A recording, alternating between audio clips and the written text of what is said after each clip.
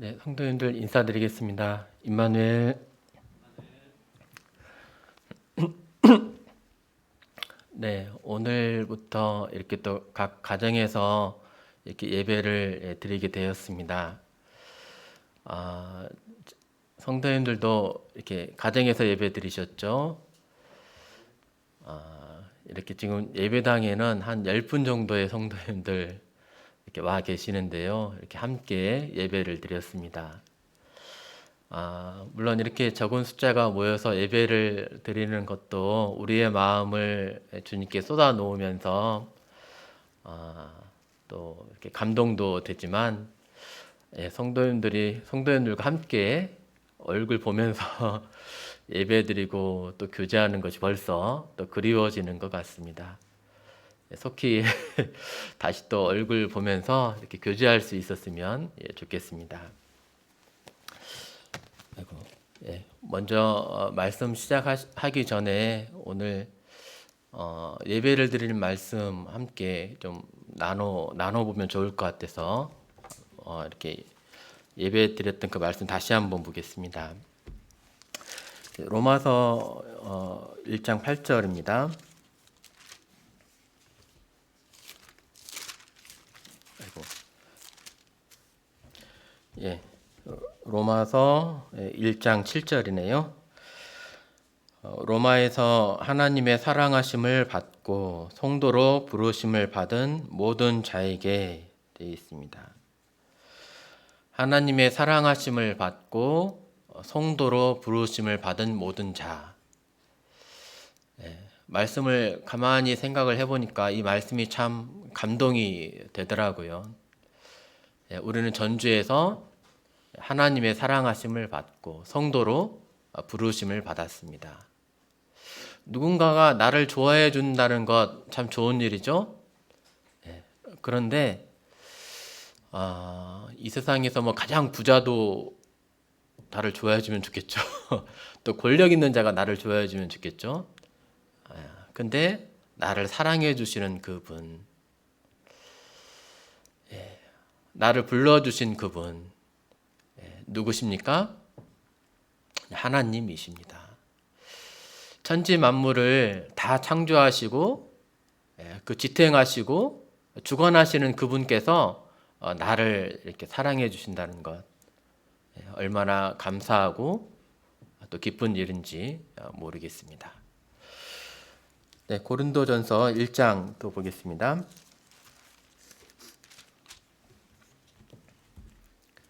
네, 고린도전서 1장 7절, 1장 9절입니다. 너희를 불러 그의 아들 예수 그리스도 우리 주와 더불어 교제하게 하시는 하나님은 미쁘시도다. 너희를 불러 그의 아들 예수 그리스도 우리 주와 더불어 교제하게 하시는 하나님은 미쁘시도다. 우리는 하나님의 부름을 입어서 예수 그리스도와 더불어서 교제하는 자가 되었습니다. 구약 시대에는 하나님 앞에 나아가는 것이 참 힘들었잖아요. 1년에 하루 그 지성소에 들어갈 수 있었습니다. 근데 우리 성도님들은요, 예수 그리스도 그 하나님과 더불어 교제할 수 있는 거예요. 내가 원할 때 내가 나아가기만 하면 그분과 대화할 수가 있습니다. 그분과 이야기할 수가 있습니다. 이 교제의 특권 어떻게 잘 누리고 계십니까? 이제 모이고 있지 못함을 인해서 이제 성도님들 각자가 이렇게 예수님과 더불어 교제를 나누는 그 특권을 사용하시길 바랍니다. 개인적으로 주님 앞에 나아가서 나의 마음을 열어놓으시고 또 말씀을 읽으면서 주님의 음성을 들으시면서 교제 이렇게 하시면 좋으실 것 같습니다. 무슨 얘기를 할까? 주님과 교제하면서 무슨 얘기를 할 수 있을까? 이렇게 가만히 생각해 봤더니 나는 무슨 얘기를 할 수 있을까 생각해 봤더니 이제 연약함밖에는 없는 것 같더라고요. 실패한 일들, 또 내가 저지른 그러한 일들, 나의 연약함을 하나님께 말씀 드릴 수밖에 없는 것 같습니다. 그러면 하나님이 싫어하실까요? 하나님이 이해하지 못하실까요? 우리 하나님은 그러한 분이 아니시죠? 우리에게 있는 대제사장은 우리의 연약함을 동정하시는 분이십니다. 공감해 주시고 이해해 주시고 우리의 대언자가 되어 주시는 분이십니다. 나의 실패한 것이라 할지라도, 연약한 그러한 부분이라 할지라도 하나님 앞에 그대로 나아가서 내 마음을 쏟고 나의 연약함을 말씀드리시기를 바랍니다. 또 주님이 나에게 또 말씀해 주시겠죠? 주님이 나에게 이 성경 말씀을 통해서 가르쳐 주십니다. 주님이 어떠하심을 또 드러내 보이십니다. 근데 그분을 알면 알아갈수록 이게 참 놀랍잖아요. 그분은 나와는 다르시잖아요. 이 됨됨이라고 하는 게 있죠. 인격이라고 하는 게 있습니다. 근데 그분은 나와는 전혀 다른 아름다우시고 순결하시고 놀라운 그분인 것을 또 알아가게 됩니다.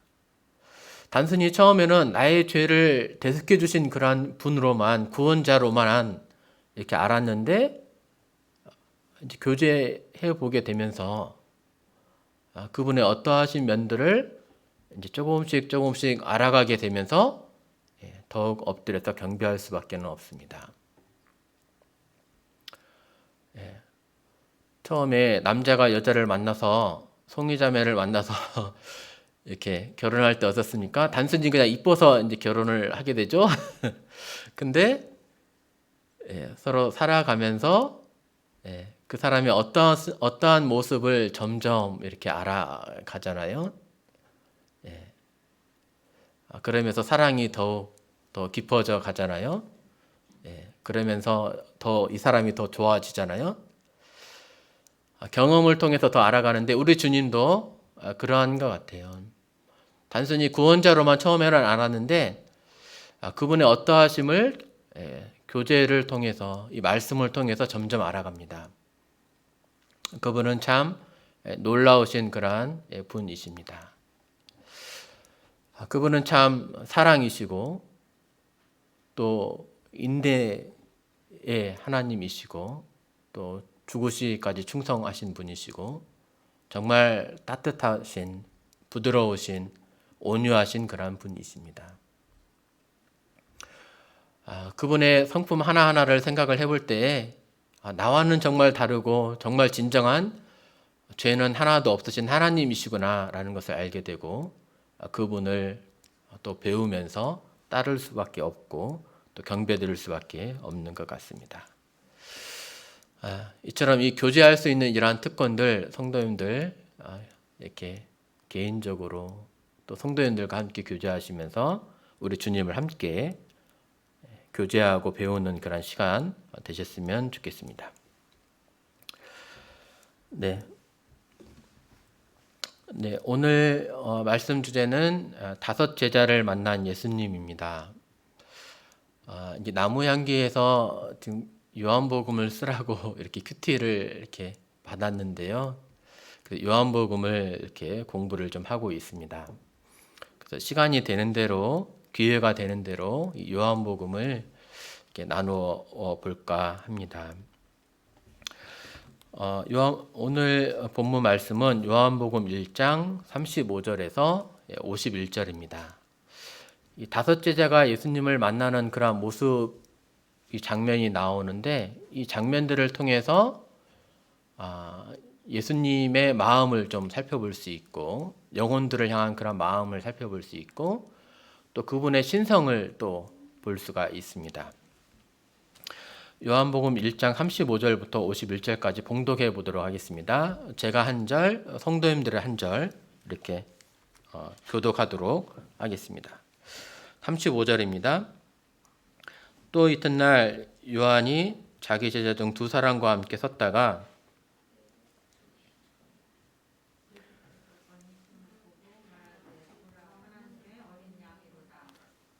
두 제자가 그의 말을 듣고 예수를 따르거늘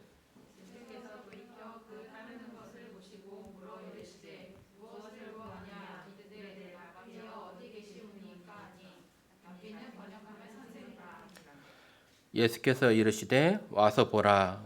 그러므로 그들이 가서 계신 데를 보고 그날 함께 거하니 때가 10시쯤 되었더라.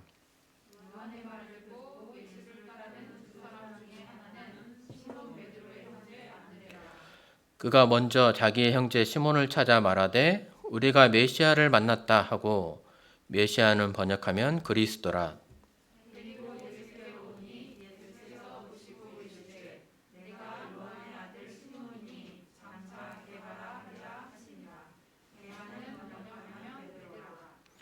이튿날 예수께서 갈릴리로 나가려 하시다가 빌립을 만나 이르시되 나를 따르라 하시니,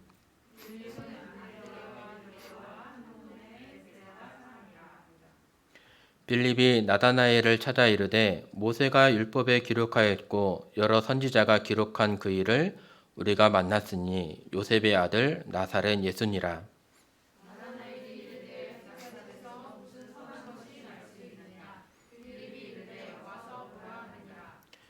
예수께서 나다나엘이 자기에게 오는 것을 보시고 그를 가리켜 이르시되 보라, 이는 참으로 이스라엘 사람이라. 그 속에 간사한 것이 없도다.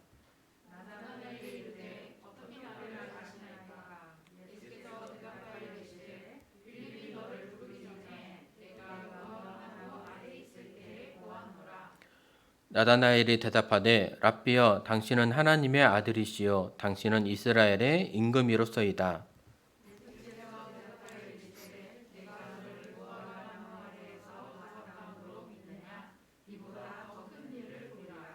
또 이르시되 진실로 진실로 너희에게 이르노니 하늘이 열리고 하나님의 사자들이 인자 위에 오르락 내리락 하는 것을 보리라 하시니라. 예, 감사합니다. 이 본문 말씀에서 예수님의 5 제자가 이렇게 나옵니다. 먼저 이제 원래 침례 요한의 제자였는데 이제 예수님을 따라간 두 제자가 있습니다. 한 사람의 이름은 본문에 기록이 되어 있죠. 안드레라고 이렇게 나옵니다. 그리고 다른 한 제자가 나오는데 이름이 기록이 되어 있지 않습니다. 아마도 요한복음을 기록한 사도 요한으로 이렇게 생각하고 있습니다. 특이하게 이 요한복음은 요한이 자신의 이름을 기록하지 않았습니다. 그가 아마 겸손해서 자신의 이름을 숨긴 것으로 보입니다. 자신이 등장했을 때에는 그는 이름 대신에 다른 표현을 사용했습니다. 예수께서 사랑하시는 제자라고 표현을 했습니다. 최후의 만찬에서 예수님의 품에 의지했던 그 제자, 예수께서 사랑하시는 그 제자로 표현했고, 또 요한복음 21장 이제 마지막 장에서도 이 일들을 증언하고 이 일들을 기록한 사람이 바로 이 사람이라 하면서 자신을 예수님께서 사랑하시는 제자라고 이렇게 표현을 했습니다. 이처럼 사도 요한은 자신의 이름을 기록하지 않았어요. 아마 침례 요한의 2 제자 중에 한 사람이 자신이 아니었다면 아마 틀림없이 이름을 기록했을 것 같아요. 근데 아마 자신이었기 때문에 이렇게 겸손한 가운데 자신의 이름을 기록하지 않은 것 같습니다. 그리고 이제 안드레가 또 전도해서 베드로가 예수님을 만나는 장면이 나오죠. 또 빌립이 예수님이 갈릴리로 가시다가 빌립을 만나서 나를 따르라 하면서 이렇게 빌립을 부르십니다. 좀 특이하기도 합니다. 빌립이 예수님을 찾지도 않고 구하지도 않았거든요. 근데 빌립을 만나세요. 그러면서 나를 따르라. 어떤 성도인들은 정말 주님 만나기 위해서 열심히 막 기도하고 구하고 찾고 간절한 가운데 주님을 만나기로 하지만 어떤 성도인들은 주님의 주권적인 은혜로 이렇게 또 구원을 받는 그런 모습도 볼 수 있습니다.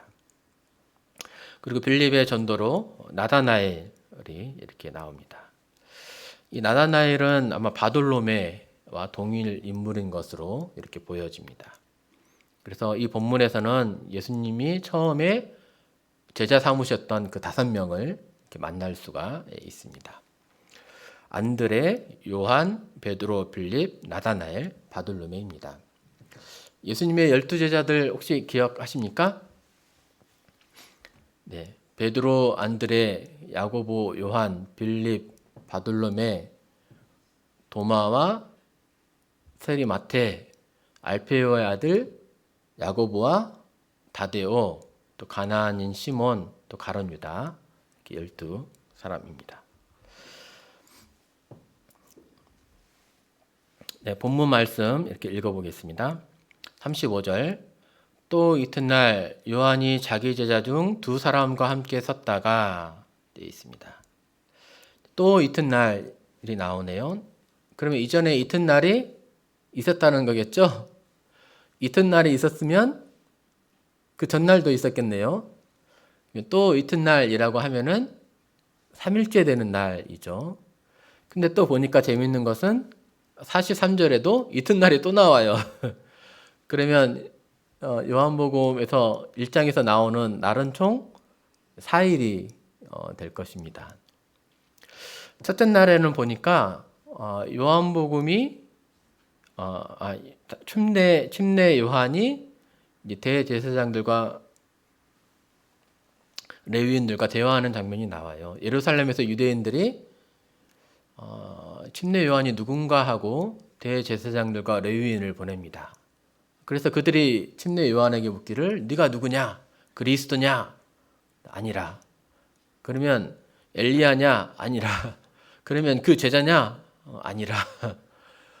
그러면 우리를 보낸 사람들에게 대답하게 하라. 도대체 너는 누구냐? 너는 너를 누구라고 하느냐? 이렇게 물어보죠.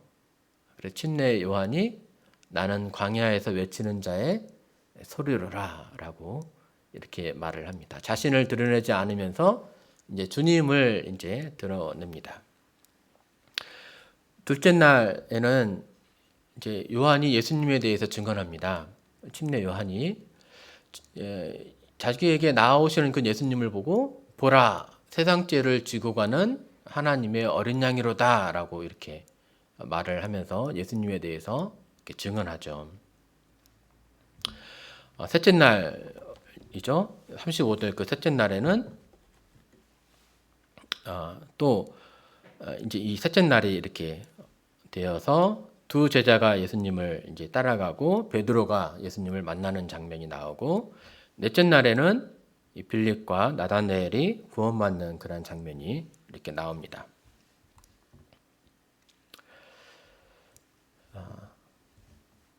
이 이튿날에 요한이 두 제자들과 함께 섰다가 이제 36절에서 예수께서 건인심을 보고 말하되 보라 하나님의 어린 양이로다 이렇게 말합니다.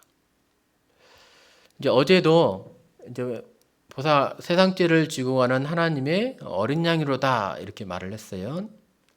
그리고 또 그때 나더러 물로 침례를 주라 하신 이가 말씀하시기를 성령이 그 위에 내리는 분을 보거든 성령으로 침례 주시는 분임을 알라 이렇게 말하면서 예수님이 하나님의 아들이심을 내가 증언하노라 이제 이렇게 말했죠.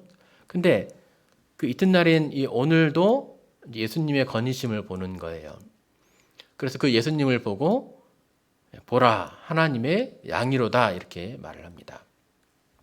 그랬더니 어떻게 합니까? 그 자기를 따르던 두 제자였던 안드레와 요한이 침례 요한 대신에 이제 예수님을 따라갑니다.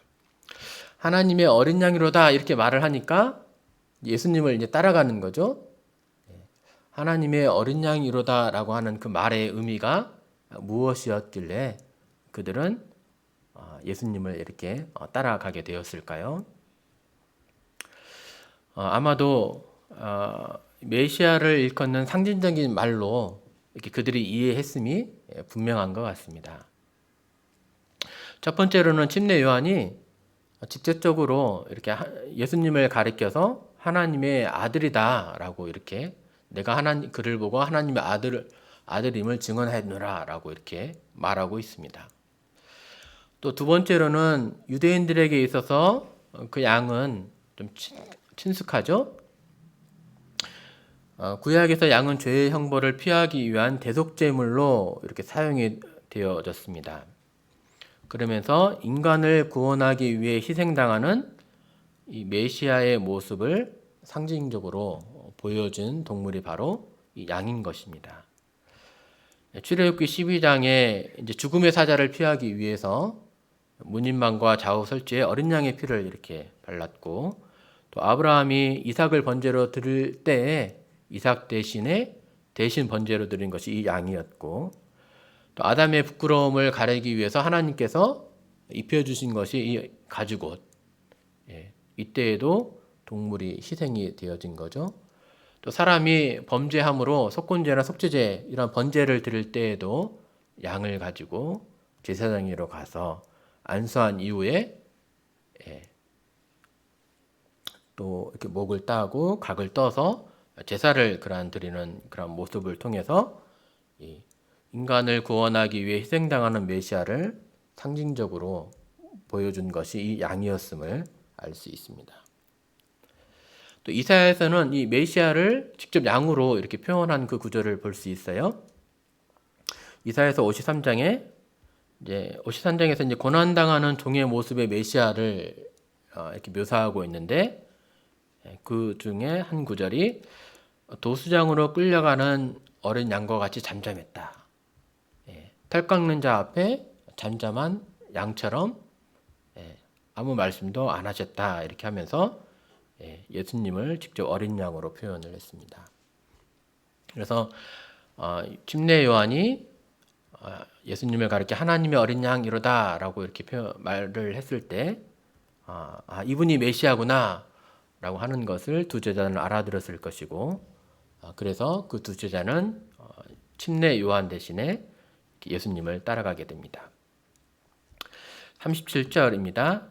그 두 제자가 그의 말을 듣고 예수를 따르거늘 되어 있습니다.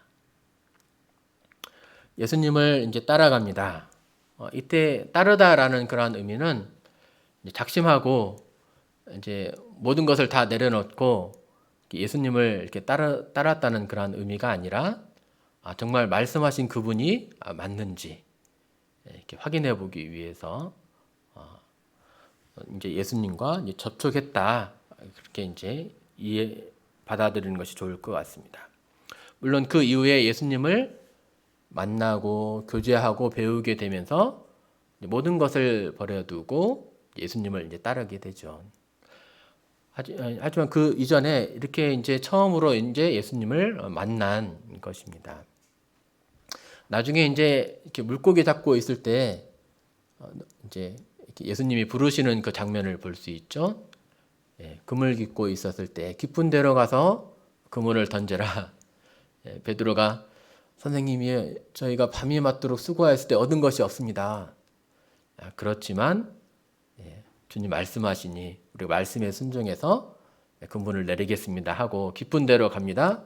그물을 내렸습니다. 어떻게 되었습니까? 그물을 끌어올릴 수가 없는 거예요. 그래서 동무들 보고 도와달라 해가지고 이렇게 같이 이제 와가지고 이제 그물을 끌습니다. 그랬더니 고기가 너무 많아서 배가 잠기게 되었습니다.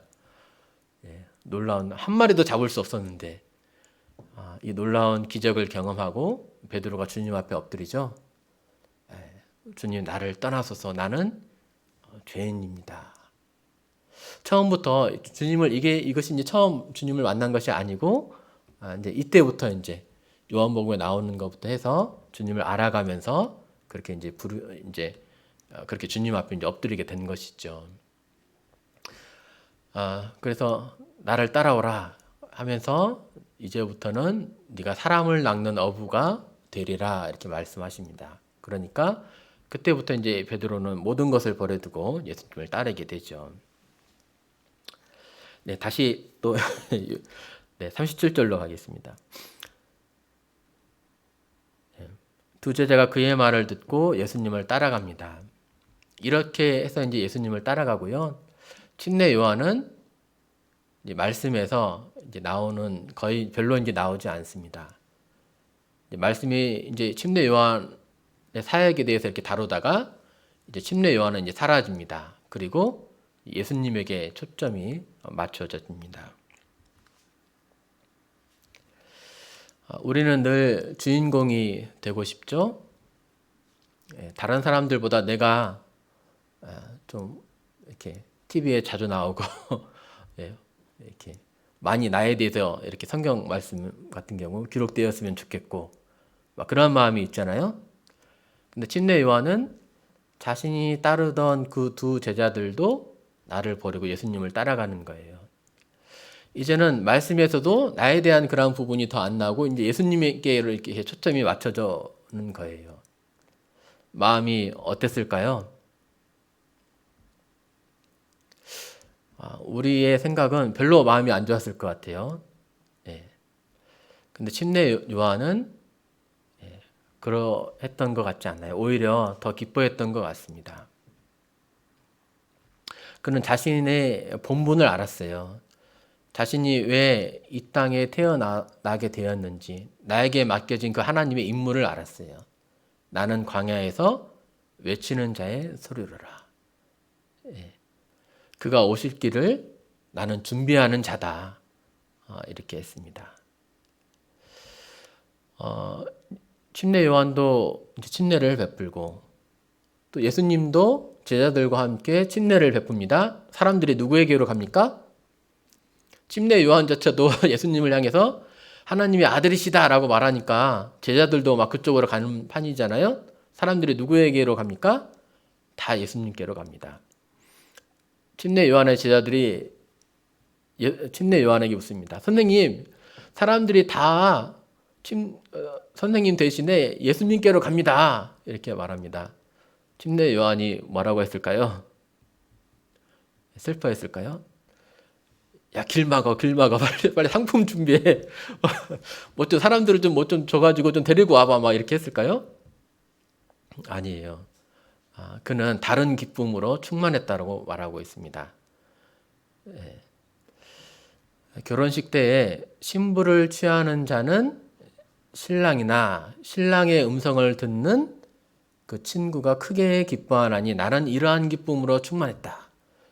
예수님이 이렇게 잘 되는 것을 보니까 내 마음이 기쁘다 이렇게 지금 표현하는 것 아닙니까? 그는 흥하여야 하겠고 나는 쇠하여야 하리라. 내 사역을 통해서 드러나셔야 되는 분이 있는 거예요. 우리의 삶을 통해서 높임을 받으셔야 되는 분이 계시는 겁니다. 형제 자매님들 열심히 수고하고 계시죠? 예. 또 어린아이들 챙기시고 또 가르치시고 또 영혼들 VIP 챙기시고 또 부서 이끄시고 소그룹 돌아보시고 또 말씀 전하시고 또 보이게 보이지 않게 예배당에서 수고하시는 많은 성도님들 계십니다. 이러한 수고를 통해서 누가 드러나야 됩니까?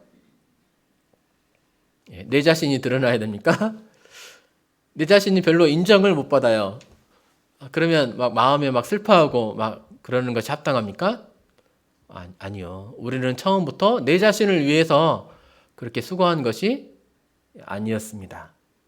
누구를 위해서 수고했습니까? 우리 주님의 영광을 위해서, 주님 사랑하시는 교회를 위해서 이렇게 수고한 것입니다. 우리 자신의 수고를 통해서 주님이 영광 받으셨으면 그걸로 우리는 만족합니다. 사도 이렇게 침례 요한의 자세를 우리는 이렇게 배울 수 있겠습니다. 두 제자가 또 예수님을 이렇게 따라갔어요.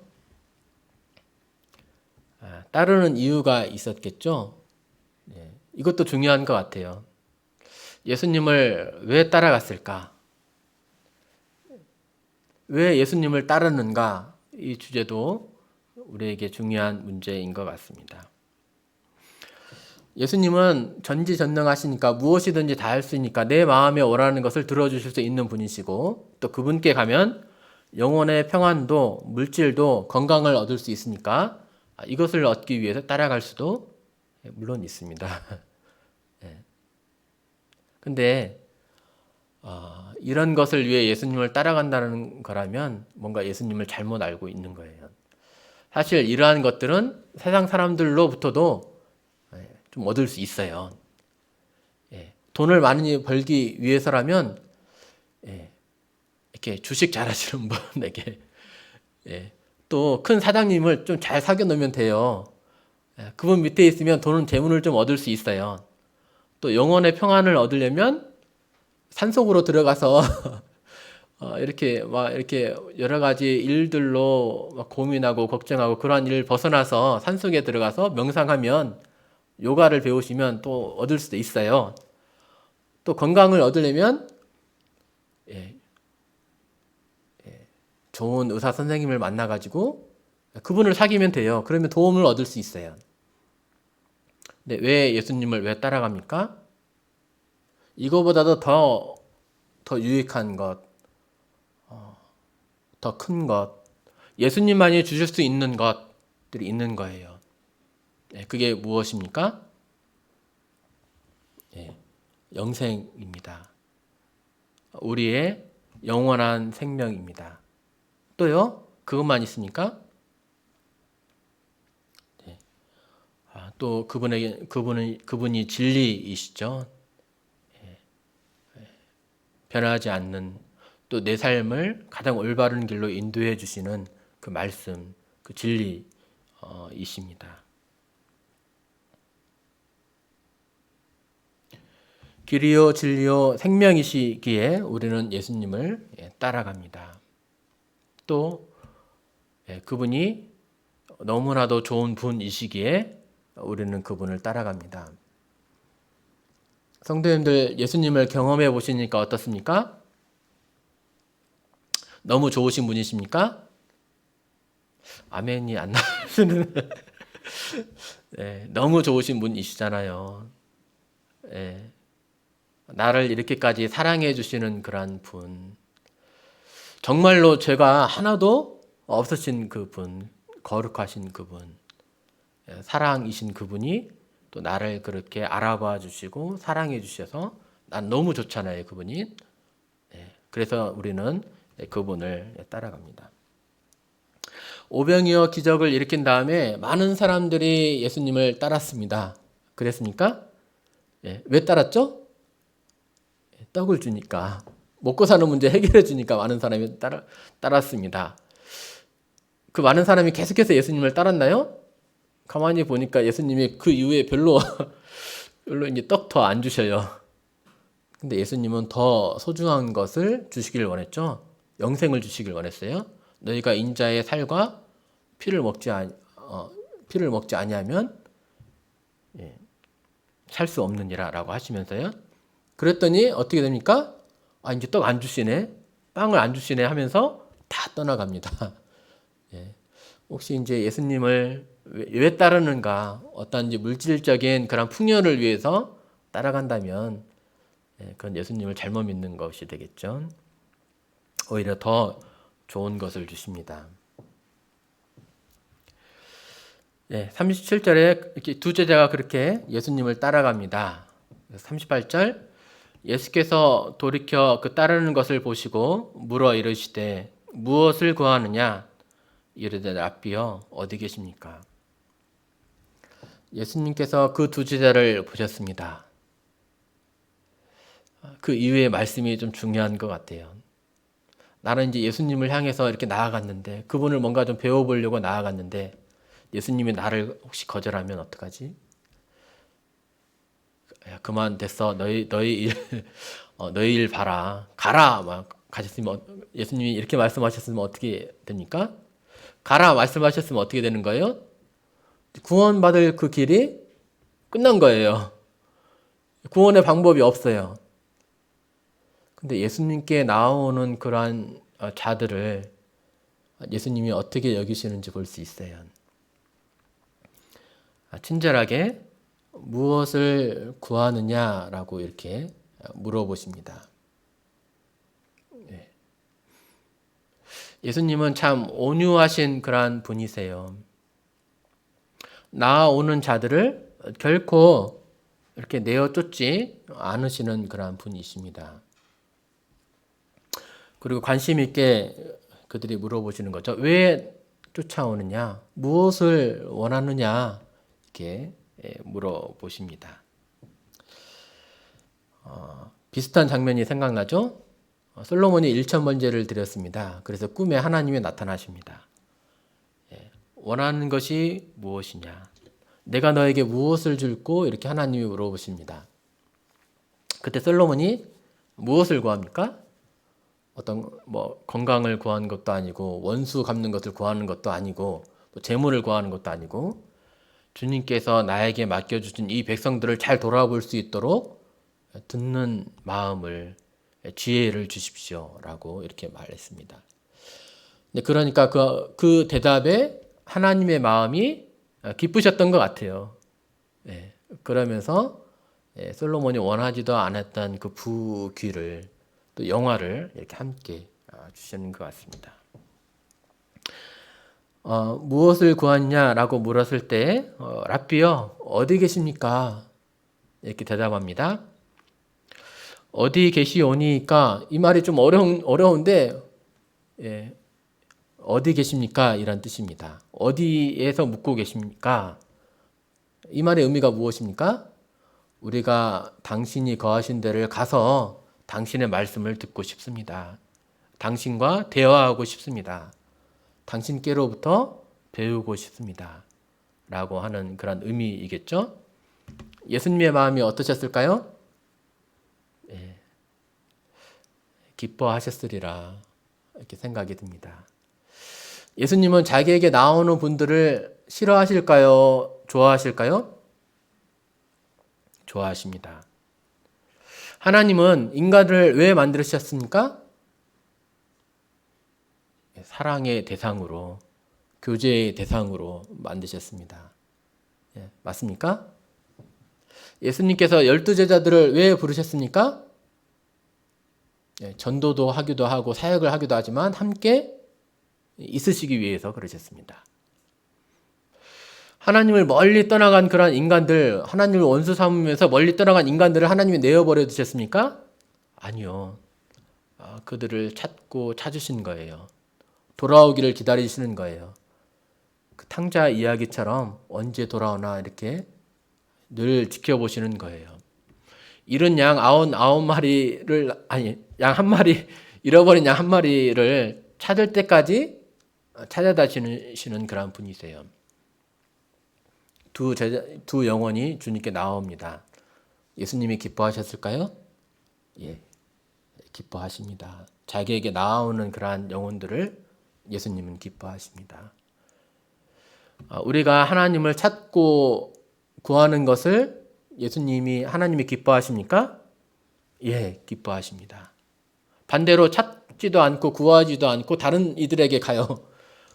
병고침을 받을런지 이렇게 바알세붑인가요? 이렇게 물으러 가요. 그러면 하나님이 기뻐하시던가요? 아니요. 하나님이 진노하시더라고요.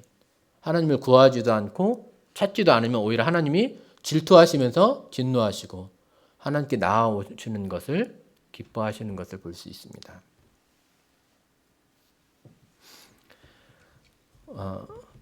또 이제 하나님께 나와왔는데 이렇게 함께 하기를 원했는데 가만히 보니까 또 이렇게 사역을 위해서 너는 여기에 머물러서 하나님께서 너에게 어떻게 은혜를 베푸셨는지를 전하라 하시면서 이렇게 말씀하시는 경우도 있더라고요. 거라사 그 광인, 그 귀신 들린 그 사람이 있었습니다. 예수님께서 고쳐주셨어요. 근데 특이하게 이 거라사 사람들이 예수님이 떠나가기를 이렇게 원하는 거예요. 예수님을 못 알아봤죠? 이 귀신 들린 자가 예수님과 함께 있기를 원했습니다. 근데 예수님 뭐라고 말씀하셨습니까?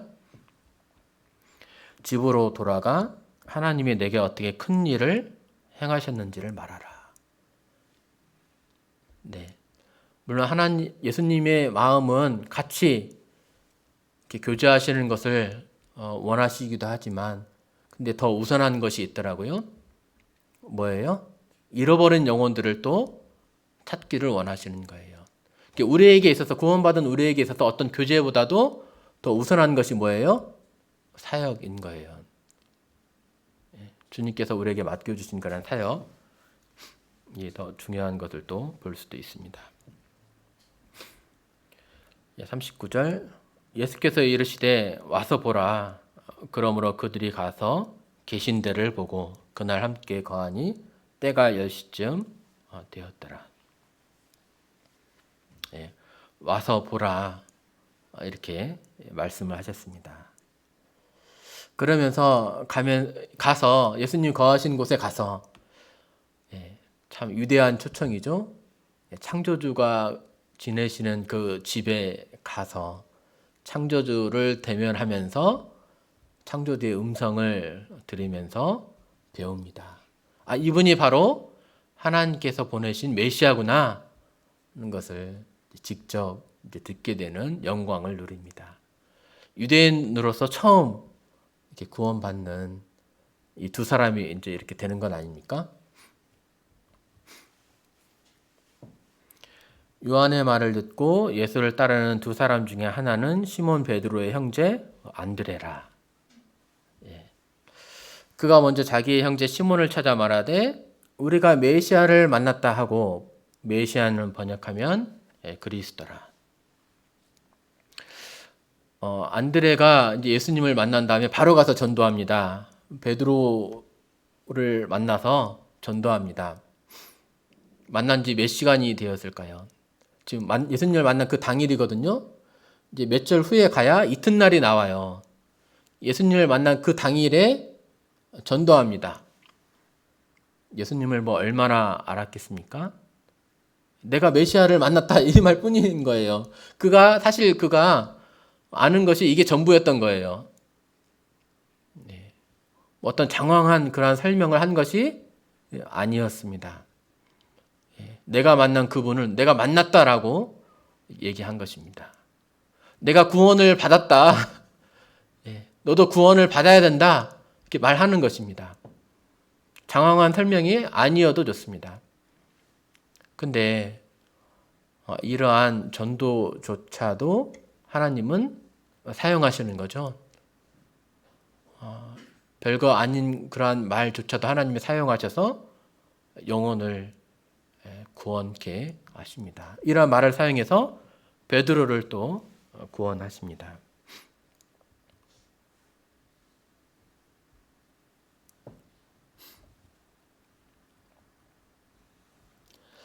데리고 예수께로 오니 예수께서 보시고 이르시되 내가 요한의 아들 시몬이니 장차 개발하리라 하시니라. 안드레가 이제 시몬을 데리고 옵니다. 근데 예수님이 이 시몬의 이름을 알아보시는 거예요. 네가 요한의 아들 시몬이구나. 장차 개발하리라 이렇게 말씀하십니다. 예수님은 이미 모든 사람을 아세요. 그 모든 사람의 속마음을 다 알고 계세요. 그래서 데리고 오는 사람이 이분이 바로 시몬입니다. 이 사람이 바로 내 형입니다. 이렇게 말할 필요가 없습니다. 예수님은 하나님이셔서 그 사람 그 존재를, 그 속마음을 다 알고 계십니다. 그리고 새로운 이름을 주세요. 게바. 번역하면 베드로, 헬라 말로 번역하면 베드로라는 얘기죠. 반석이라는 그런 의미입니다. 앞으로 이 베드로가 어떻게 교회를 세우는 데 있어서 이 반석처럼 귀하게 쓰임 받을 것인지를 말씀해 주는 그런 장면이죠. 베드로는 사실 성격으로 보면은 약간 좀 뭐 이렇게 반석과 같은 그런 인물은 아니었던 것 같아요. 나서기를 약간 좀 좋아하고 그러면서 이렇게 쉽게 행동하니까 또 실수도 또 많고, 약간 좀 덜렁이는 그러한 인물이었던 것 같습니다. 근데 예수님은 이 베드로를 사용하셔서 반석처럼 교회를 세우는 데 있어서 이렇게 크게 사용하시죠. 새로운 이름을 주십니다. 누가 새로운 이름을 주실 수 있습니까? 구약 성경에 보니까 새로운 인물들을 막 주시는 분이 계세요. 누구십니까? 아브라함에게 아브라함이라 하는 이름을 주시고, 사레에게 사라라는 이름을 주시고, 야곱에게 이스라엘이라고 하는 이름을 주십니다. 또 선지서들 보면 아들을 낳으면 이렇게 이름을 이렇게 지어라 이렇게 말씀하시죠. 원래 본 이름을 갖고 있었는데 새로운 이름을 주시는 분 누구십니까? 하나님이심을 알 수 있습니다. 예수님의 또 신성을 여기서도 또 볼 수가 있습니다. 이튿날 예수께서 갈릴리로 나가려 하시다가 빌립을 만나 이르시되 나를 따르라 하시니, 이제 여기까지 이제 이렇게 안드레, 요한, 또 베드로가 이제 구원을 받았고, 이제 빌립을 부르십니다. 처음 두 제자는 예수님을 이렇게 만나기 위해서 나갔다면, 예수님 앞에 스스로 왔다면, 이제 빌립은 예수님이 만나주세요. 직접 부르십니다. 이렇게 특이한 방법으로 사람이 구원받는 모습들이 다 다양한 것을 볼 수 있습니다. 어떤 성도님들 이렇게 구원 간증 들었을 때 정말로 막 이렇게 간절히 이렇게 구한 그러한 장면들을 이렇게 말씀을 해주셨는데, 저는 사실 그렇게 간절히 구하지는 않았거든요. 그 복음 말씀 한 2번 정도 이렇게 들었습니다. 근데 그냥 깨달아졌어요. 학생 때 이렇게 말씀을 2시간 만에 처음 1시간 정도 이렇게 듣고, 그 다음에 못 모르고 복음 집회에서 가서 들었는데, 그렇구나 라고 하면서 그냥 깨달아졌어요. 그러면서 지금까지 이렇게 주님 안에 있는데요. 이렇게 구원의 모습은 이렇게 다양한 것 같습니다.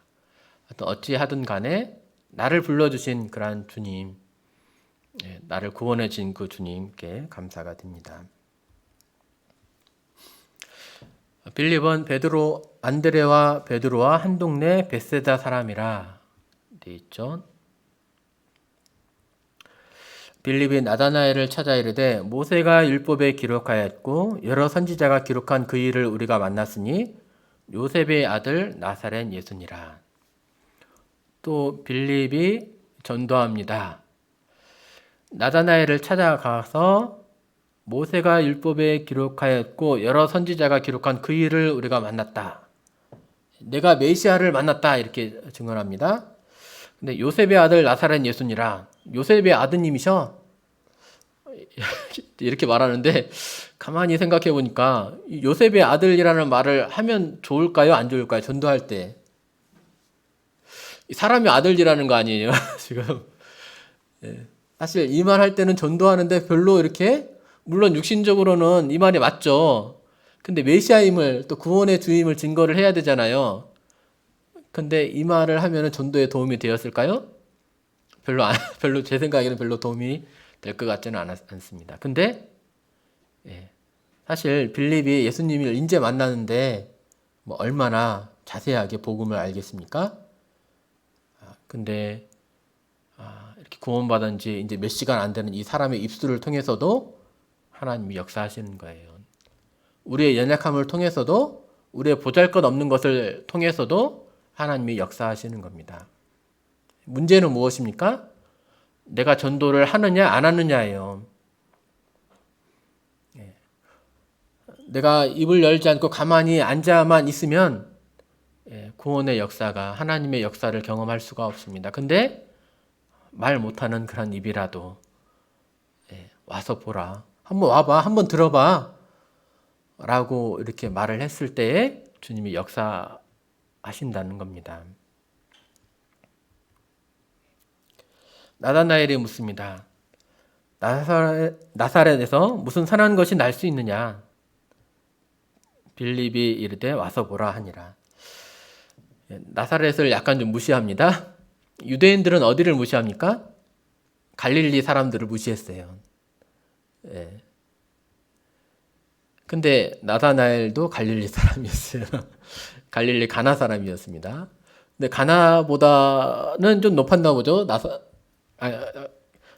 나사렛보다는 가나가 좀 더 좀 더 사람들로부터 인정받는 도시였나 보죠. 예. 나사렛에서 무슨 선한 것이 날 수 있느냐. 이렇게 했는데 빌립이 무슨 할 말이 있겠습니까? 네, 와서 보라. 와서 한번 들어봐. 그래서 예수님께로 데리고 옵니다.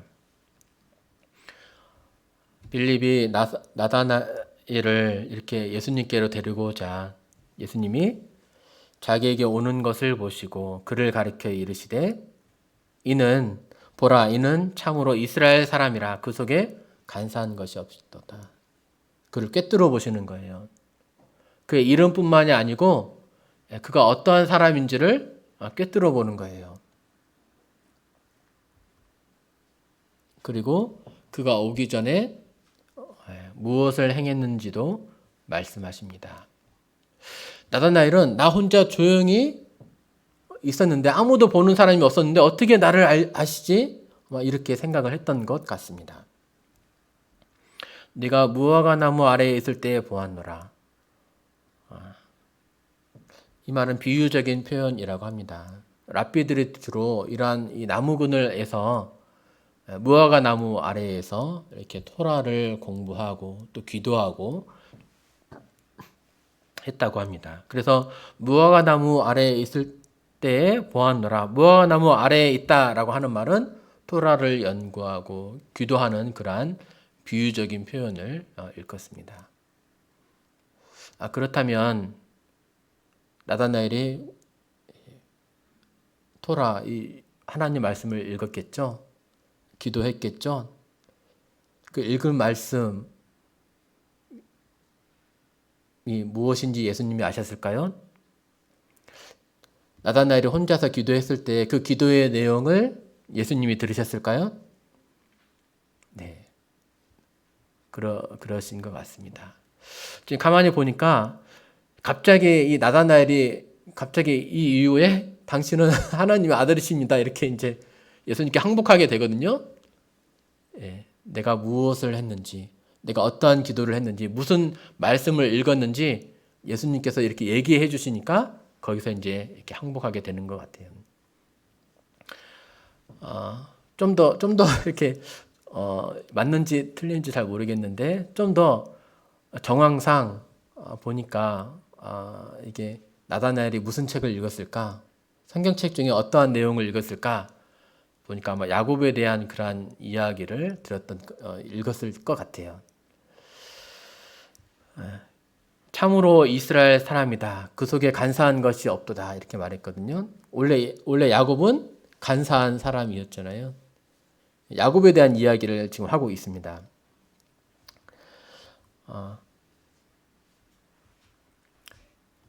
예수께서 대답하여 이르시되 내가 너를 무화과나무 아래에서 보았다 함으로 믿느냐 이보다 더 큰 일을 보리라. 이보다 더 큰 일을 보리라. 지금 예수님의 어떤 기적적인 그런 부분들을 아무도 모르는 그러한 일들을 예수님이 기적적으로 지금 말씀하시니까 나다나엘이 예수님 앞에 엎드리게 되죠. 근데 이보다 더 큰 일을 본대요. 더 큰 일은 무엇이겠습니까? 큰 일이라고 하는 표현이 또 사도행전 2장 11절에 나와요. 그르데인과 아라비아인들이라 우리가 다 우리의 각 언어로 하나님의 큰 일을 말함을 듣는도다. 오순절 때에 이제 방언을 갖게 되면서 베드로가 이제 담대하게 이제 복음을 전합니다. 이 복음을 들은 이 사람들이 우리가 우리의 각 언어로 하나님의 큰 일 말함을 듣는도다. 하나님의 이 복음이 큰 일이라는 것입니다. 독생자를 보내시고 독생자에게 죄를 짊어지우시고 죄 문제를 해결해 주시고 또 독생자를 구원해 주셔서 부활케 해 주셔서 우리의 구원 사역을 온전히 다 이루신 그 하나님의 그 큰 일인 것입니다. 이것을 네가 보게 될 것이다. 그리고 또 다시 오실 그러한 주님을 또 보게 될 것이다. 이렇게 말씀을 하십니다. 또 이르시되 진실로 진실로 너희에게 이르노니 하늘이 열리고 하나님의 사자들이 인자 위에 오르락내리락 하는 것을 보리라. 오르락내리락 하는 것을 보게 될 거예요. 네. 오르락내리락 하면 무엇이 떠오르세요? 야곱이 떠오릅니다. 네, 형을 속이고 장자권을 뺏어가지고 도망갈 수밖에 없는 그 야곱. 돌베개에 베고 잤을 때에 꿈을 꾸게 되죠. 그때 사다리 위에 천사들이 오르락내리락 하는 것을 보았습니다. 왜 예수님이 왜 하필 이 말씀을 하셨을까? 아마도 나다나엘이 말씀을 읽은 것이 아마 이런 장면, 야곱에 대한 그 장면, 야곱이 속이는 그 장면을 보았지 않았을까 하는 생각을 또 해보게 되는데요. 하나님의 사자들이 인자 위에 오르락내리락. 하늘이 열리고 하나님의 사자들이 인자 위에 오르락내리락 하는 것을 보리라. 하늘이 열렸대요. 하늘에 그 신령한 것들이 열려서 예수님과 지금 소통이 하고 있대요. 하늘의 신령한 것들이 예수님을 통해서 계시가 되어진다는 그런 말이겠죠. 야곱이 꿈꿀 때는 사다리 위에서